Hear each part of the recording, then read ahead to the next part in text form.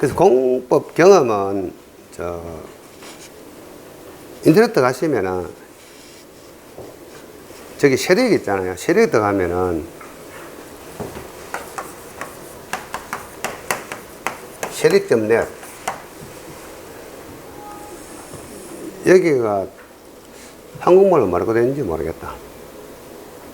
세력 건설 뭐 쪽인가 그런데 명기대학교에서 관리를 해요. 거기 들어가면은 기업체에서 올리는 시공 동영상들이 많다고 특수공법 교량 뭐 그런 거 자주 보면 돼요. 경험 없는 사람들은 그걸 보고 보는 수밖에 없어. 거기 가면 영상들이 되게 많다고 터널 같은 것도 그렇고 뭐 TBM 공법, 뭐 나트륨 공법, 특수교량 뭐 이런 것들 각 기업체에서 자기들 홍보 영상 있잖아요. 우리로 치면은 그 공사 기록이지. 그걸 뭐라 그러지? 요즘 공사 기록하는 그거를 쭉 하는 거. 백서. 보통 공사 백서를 만든다고. 백서를 만들 때 과거에는 책으로만 했는데 요즘은 책으로도 나오지만은 동영상, 그 다음에 파워포인트 이런 거 섞어가지고 쭉 그 목소리 좋은 아나운서 해가지고 음악 쫙 깔고 하는 그런 영상들이 있잖아요. 그게 하나의 백서인데 공사 끝나고 나면은 공사 처음부터 끝까지 그것들을 이제 세력에 들어가 보면은 건설회사 등에서 저런 거 많이 올려놨다고. 그런 걸 자주 봐야 돼. 뭐 유튜브에 들어가도 많이 있고.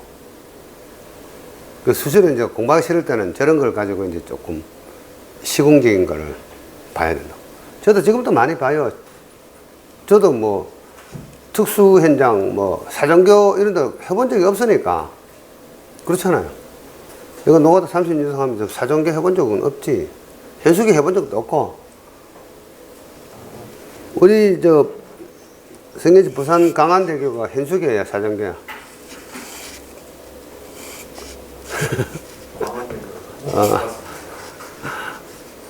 현수기야 사정교야. 자정식 타정식 그러면 현수기야 사정교야. 현수기지. 그러면은 강안대로는 타정식 현수교라고.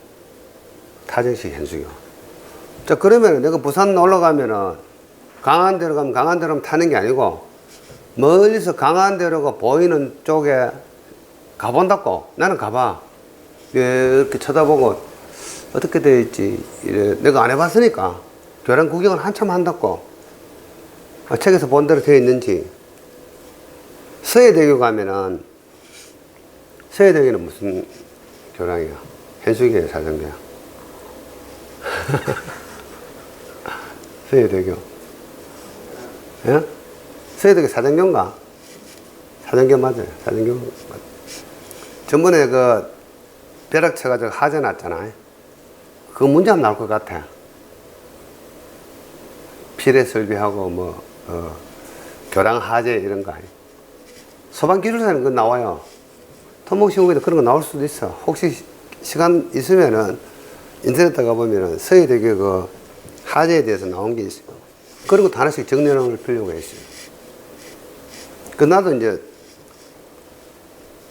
그게 평택 안중에서 쭉 가는데 그 가다 보면 휴게소가 있는데 그 휴게소 이름이 행담도야.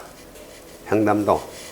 행담도에 가면은 이제 그 조개 칼국수 뭐 그 군것질 같은 게 많은데 거기 서서 보는 거야. 주탑은 어떻게 되어 있고 사정기 어떻게 했고 앞으로는 뭐 FCM 교량에 갔다 이런 거 멀리서 한번 본다고. 유심히. 그러니까 내가 교재 쓸 때 그 본 걸 그냥 그림을 그려본 거야. 내가 교재에다가 갈 때마다 나는 특수한 교량이 있으면 구경한다고 그래서 어떻게 했지 어떻게 생겼지 이런 식으로 그런 노력이 필요하다고. 그래야 개념이 잡혀. 그러고 나서 기술사 교재 이런 거 보면 감이 나온다고. 아니면 뭐 동영상을 통해서 보든지 이렇게 그런 간접적인 경험 자꾸 해가지고 공법은 누구한테 설명듣는 것보다는 개념 파악을 해야 돼요. 그러면 이론 같은 경우는 강의를 들으면 되지만 공법 같은 경우는 사실은 내가 뭐 사정교 안 있어봤기 때문에 사정교에 대해서 본 것처럼 이야기해 줄 수는 없단 말이에요. 시공 과정을 본 적이 없으니까 볼 기회도 없고. 그러니까 뭐 노가다 내가 30년 했는데 그거 어떻게 다 가봐? 못 가보잖아요. 자기가 늘 살아온 어떤 현장 환경이 있는데, 저 같은 경우는 뭐 도로, 터널 이런 거는 많이 댐 이런 거는 많이 해봤지만 특수교량 이런 거는 못 해봤다고. 항만 당연히 못 해보고, 우리가 항만 갈 기회가 잘 없잖아요. 토목쟁이들이 항만 갈 기회가 잘 없다고.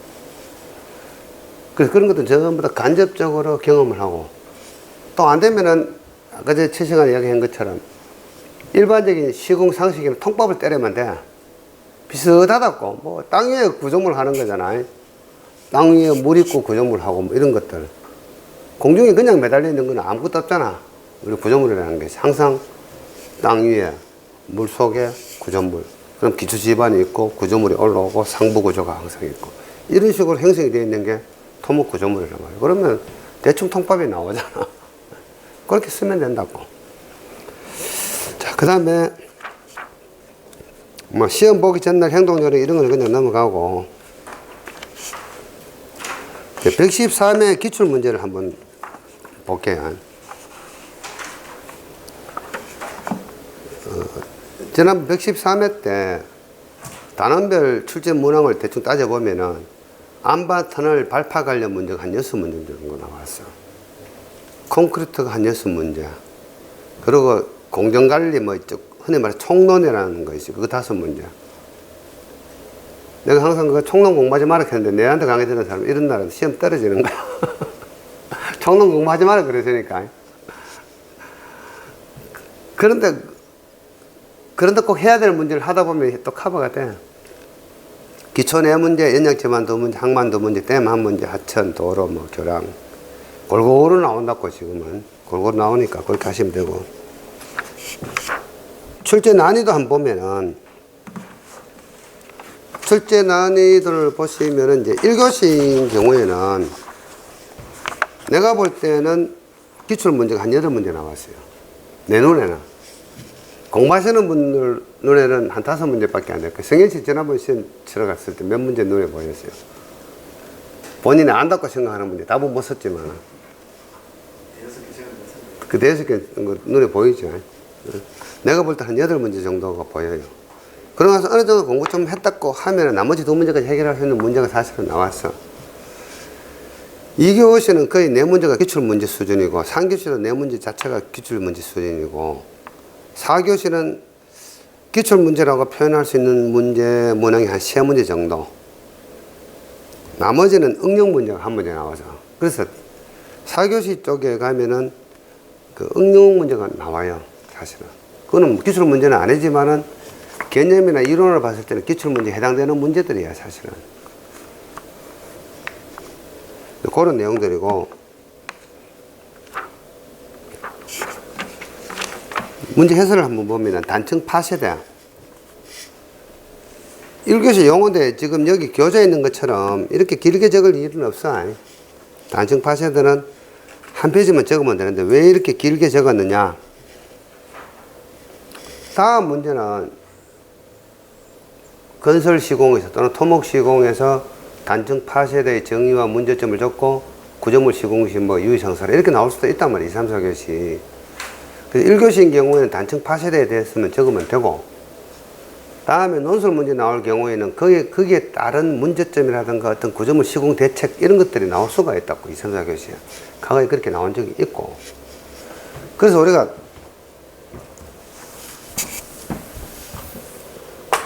일단은 단층 파세대 공부하기 이전에, 아직 덥다 나는 이거 봅시다.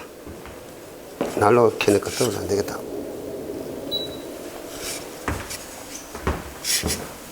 그 전에 뭘 공부를 해야 되냐 하면은 이런 문제가 나온 적이 있어요.